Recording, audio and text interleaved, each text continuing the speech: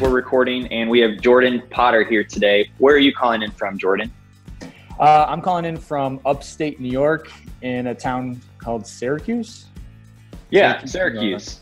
Yeah, I've heard of that. Yeah, we're big on basketball up here. Syracuse University. That's right. That's what they're known for.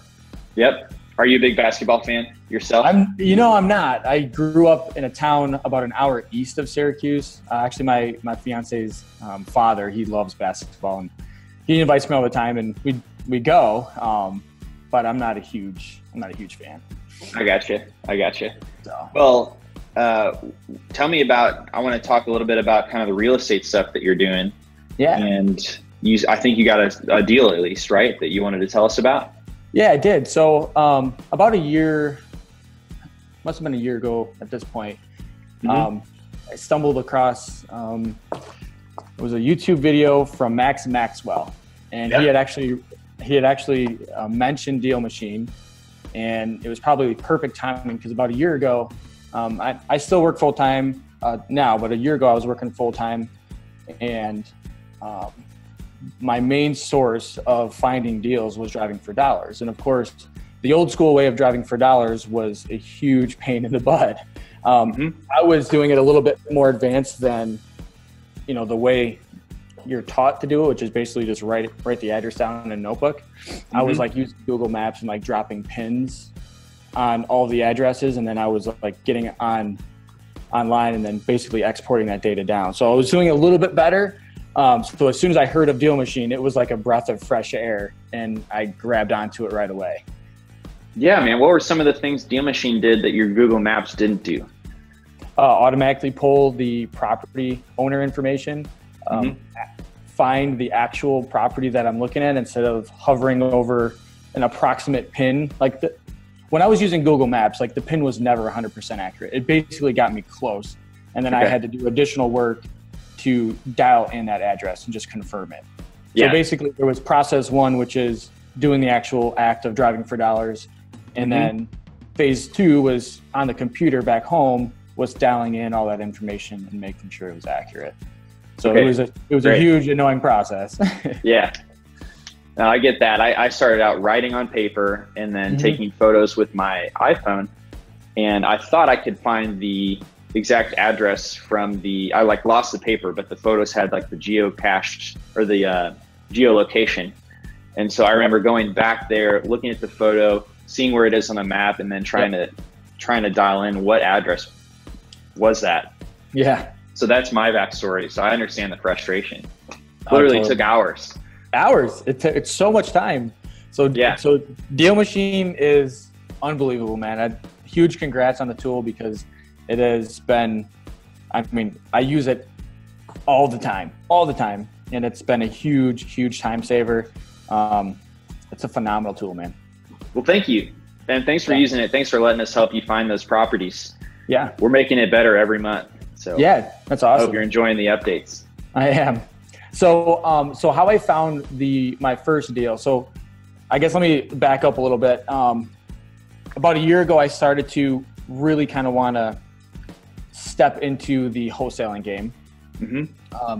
So I kind of started to follow Max Maxwell, see what he was doing. Huge inspiration. I'm sure a lot of your followers know who he is. So started to take action on driving for dollars. And then I basically, I was driving around and I happened to be after a huge winter storm. And upstate New York, when it snows, pretty much the very next day, everyone's out plowing their driveways and clearing their driveways. So I strategically went out driving for dollars after the snowstorm because I wanted to find out who wasn't plowing their driveway. And it was kind of an easy way for me to identify a vacant property. And so I drove by this property in a really, really nice neighborhood. And in our state, there's a lot of people that drive south or that go south for the winter. We call them snowbirds because because they go south to Florida or Arizona, wherever. Yep. So I knew that I was going to have a lot of properties that were potentially snowbirds. But so I drove across this property. It was a really, really nice area. I was like, there's no way that this is going to be an actually vacant property. Well, it turns out, so I added it to DealMachine and I just hit send mailers, and I think I was probably 3 mailers in, and I got a phone call. Okay. And I use another app called CallRail. Basically, I added a tracking number onto my postcards that gets automatically sent out with DealMachine. And so I knew the call was coming from your postcard because I put a special number on it. And as soon as I took the call, he didn't sound motivated at all, but I was like, you know what? He called me. He's got to have some sort of interest, because if you're calling off a postcard, there's got to be some interest. So the house is like only 20 minutes south from where I live. So I was like, let's go on the appointment. So I set the appointment right then and there. It's kind of crazy how it went down. Basically, I spent 2 hours with this guy, building a ton of rapport, and ended up making him a pretty low offer, to be honest with you. And he accepted it. So just like that.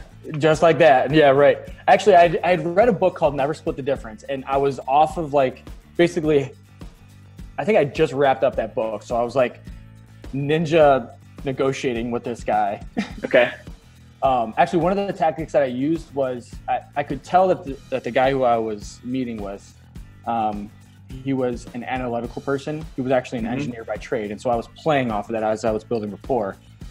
And so when I submitted an offer to him, and in the book, Never Split the Difference, there was a point he made in there, basically talks about how when you make somebody an offer, make it a calculated offer, like it's an odd number. And so the number that I gave him, it was a calculated number, and I just gave it to him just like that, and he accepted it. And I think 100%. Yeah. Oh yeah.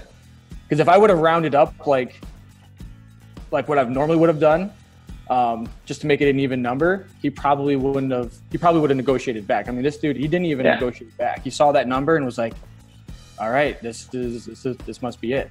Right. If you show him, this is how I got the number, and you lay it out for him, and it's based off of comps, repair costs, and time of holding it, what is he going to negotiate on? Yeah, exactly. You're like, hey, this is the process. This is the cost of each part of this process. So there's nothing else for him to negotiate on. Absolutely. And because he was an engineer by trade, he was actually really good at the math part of it. So I couldn't BS around it. I was basically his name was Bill. I'm like, Bill, here's how I make my offers. And it's all based off of math. I take my ARV, what I think that I can sell the house for after it's all fixed up. I subtract what I think it's going to cost me to fix it up, a small profit, and that's my offer. And so he was like, okay, well, that makes sense. And so I just I explained how I was going to calculate my offer. And then actually what I did, to be honest, was I gave him a range offer up front. So on the appointment, I gave him a range offer. His originally asking price was like $90,000. And I kind of looked at him. I was like, Bill, that's not going to work for me. I think we might be wasting our time here. I think I said something like that. And I said, where I'm at is I need to be between 50 and 60. So that was my range offer. And they talk about that in the book, Never Split the Difference. And so he kind of pondered for a little bit and was like, I can do that. I was like, wow, okay. So let me do a little bit more research. I was like, oh crap, I couldn't believe he even accepted it, because the ARV for this property was like 175 when I originally underwrote the deal. The house, it was built in like 1958. So it really, at least in upstate New York, if it's built in 1958, it's really not that old, because we have a ton of super old houses, kind of like in the inner city. Yeah. So it's like, an old house for us is like, they're very expensive to do renovations on. But, walking through this house, it just literally it just looked like it just needed cosmetic updates, like new carpet, paint, stuff like that. So it was a good deal even at his asking price, but I brought it down even more. And yeah, it worked out really well. So I got super blessed. Holy cow. Did you end up doing any renovations, or did you wholesale this deal? Well, you see, I wish I wholesaled at this point. Okay. No. So what I ended up doing was I actually partnered with my cousin, and I took the property down. He was my partner. His father owns a construction company, and so he's actually like a year and a half younger than I am, but he's a lot further along in his investing journey. He actually has been developing apartment buildings and stuff. Wow. Yeah. Great partner. Oh yeah. So he's really, really good with the finances. He actually brought in a private money guy who actually funded the deal. And then we're using his, I guess it's him and his father's construction company to actually execute on the rehab. So Okay. yeah, we took it down ourselves. I could have, looking back in hindsight, I kind of wish I just did like a hotel and just basically just done a very, very light renovation, just cleaned out the property and just put it right back on the market at a discount to a retail buyer. Because like I said, I mean, even if I put it on the market for $150, that would have been a steal for the retail buyer. And I would have made a huge profit just from... You would have already been paid. Yeah. So I don't think I said how much I bought the property for. So yeah, I bought the property for like $52,283. Great. Like it was some like odd number, right? So, I mean, I had pretty much, it was a really, really, really good price. It is a really good price, I could tell. Yeah. So wait, did something go wrong? I noticed you kind of wish you wholesaleed it. Like, did something go wrong with the construction process? No, I mean, it's still going. It's just a slower process. Yeah, no. Gotcha. And like I said, like he's a busy dude. He's actually in the process of building another 50 something unit apartment complex. Oh, wow. Back in our hometown. So like he's running those projects full time. And so his crews, they're just busy. And so this is kind of taking a little bit of a backseat, but it's still getting done. It's just a slower process. And that would be I get that. Yeah. And it's a learning process, right? That's all it is. So, but nonetheless, I'm still happy for the opportunity. And like I said, I'm learning along the way, going through the rehab process with him. So it's definitely a good thing. I'm not complaining by any means. Yeah, and that's so valuable. Learning is valuable in itself. And it sounds like you're going to get paid pretty nicely too off this deal. Oh yeah, definitely. Getting paid nicely to learn. Yeah, definitely. What's the estimated rehab like dollars that you're putting into it before you're going to put it for sale? We're looking to put into about 65 grand probably after it's all said and done. Okay, so you're totally doing like kitchen, bathroom updates in addition to the cosmetic, Yeah. Yep. So basically, we're leveraging his buyout pricing that he gets with his apartment complex, and we're buying a lot of these materials super cheap. Oh, that's great. Yeah. So we're he's leveraging that, which is again, the value that he brings as a partner is he gets really good discounts on materials. So we brought this house all the way down to the studs. The main reason why was because there was older electrical wiring in the house.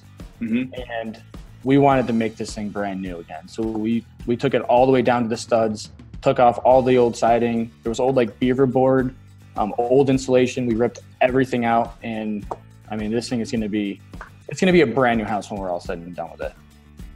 What is beaver board? It's like a fiber. It's so you know how on the exterior of a house you have like OSB sheathing? Yeah. Well, apparently back in the 1950s, they used something called beaver board, which was, it's similar to OSB, except it's literally like fibers. It's fiber. And that's what they use as the exterior sheathing. Is it asbestos? It's not. No. Okay. Thank God. Yeah, it's not asbestos. It's fibrous like it, but it's not. It's not asbestos at all. Interesting. Yeah, it's super funny. I have a really similar house here in Indianapolis, built in 1960. Bought it for $44,000, ARVs 160, and we put $60,000 into it. Oh, that's awesome. We actually redid the electrical without tearing up the drywall though, so it can be done. But it's just like hearing you talk about this is like, oh man, going down memory lane from 6 months ago. And honestly, it never. It's like we didn't intend to bring it all the way to the studs. It's basically like, we ripped out one wall, and then it was just like we were peeling back the onion. Okay, well, we're already this far. We might as well just replace this. So I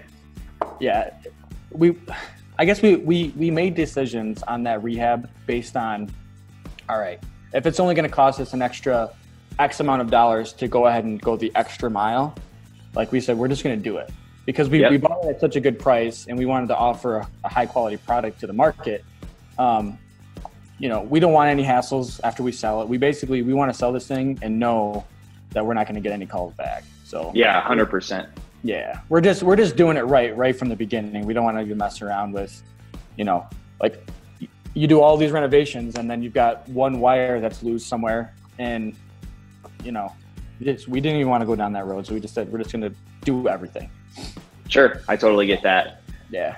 Yeah, we're going to keep ours as a rental, so we especially feel that way. We especially feel like we want to do it right because we're going to own this house for 30 years plus. That's we want to make sure we don't have those problems coming back later on because we're going to be the owners. Yeah.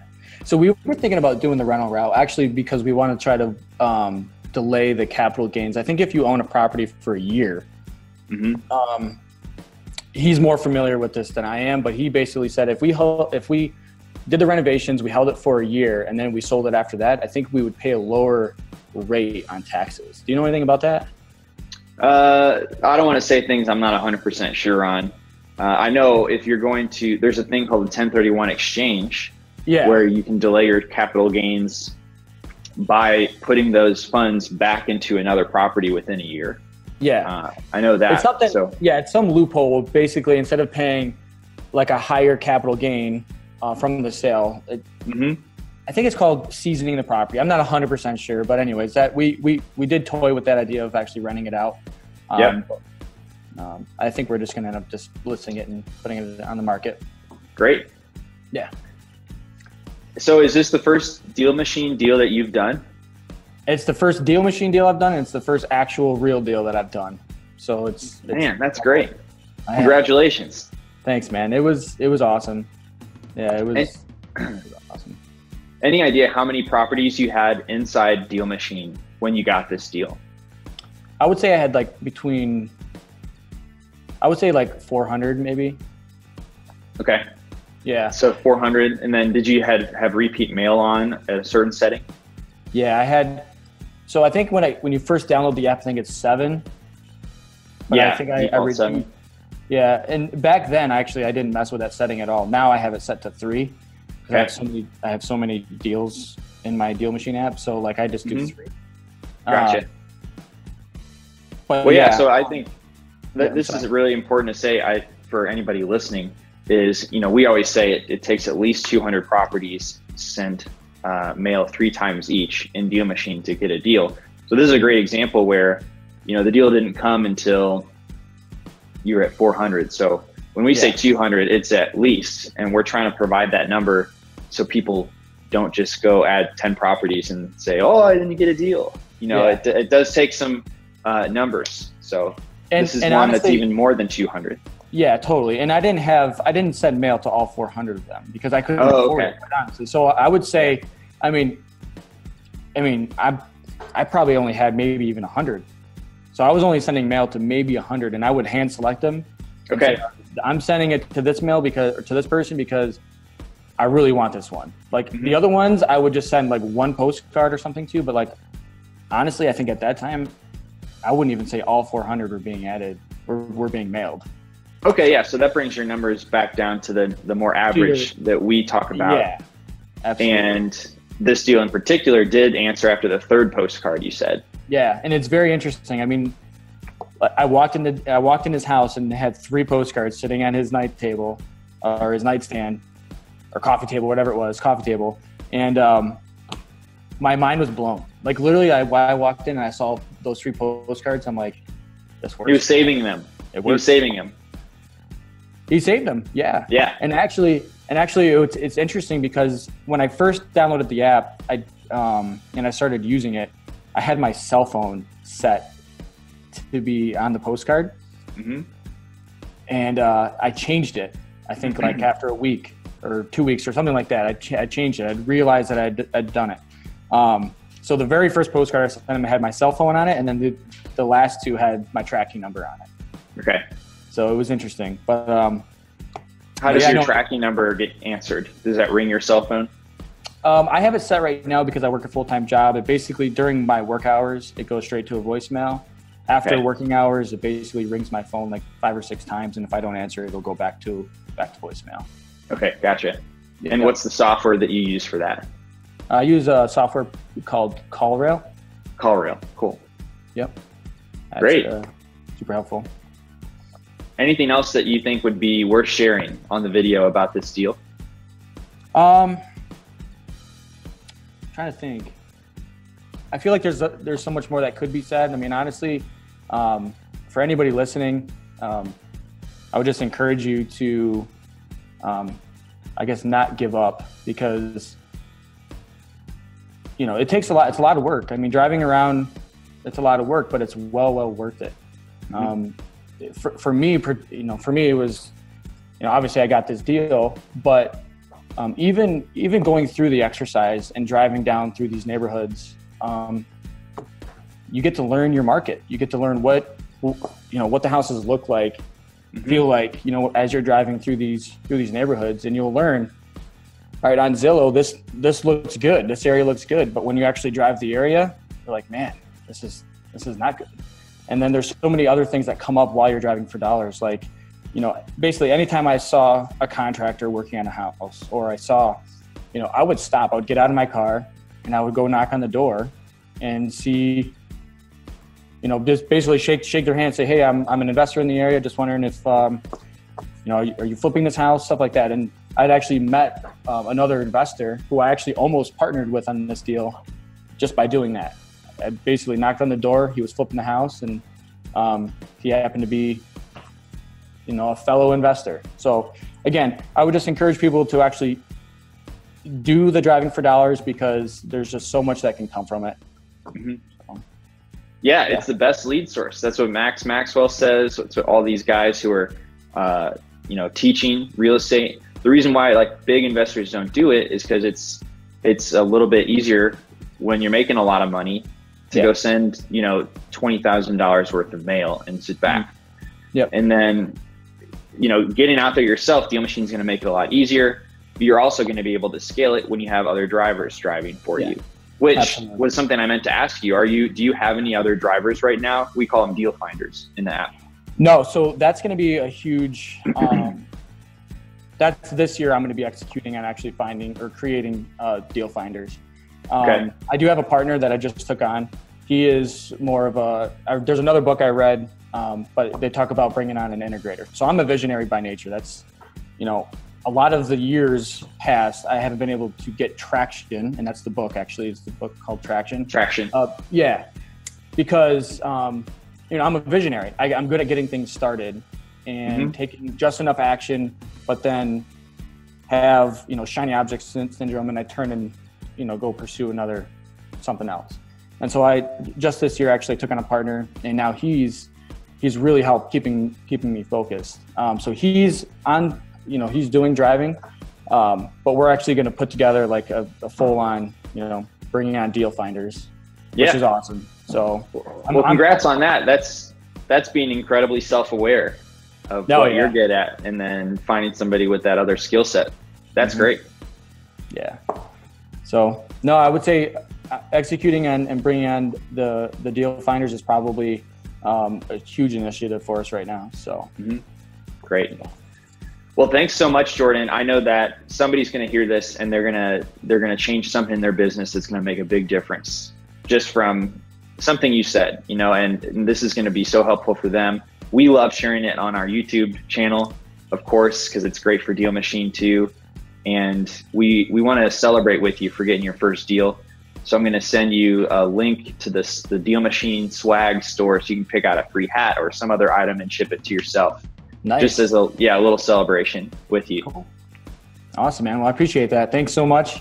And again, keep doing what you guys are doing. Just love it. It's awesome, man. Thank you. Thanks so much, Jordan. See you, man. Have a good one. You too.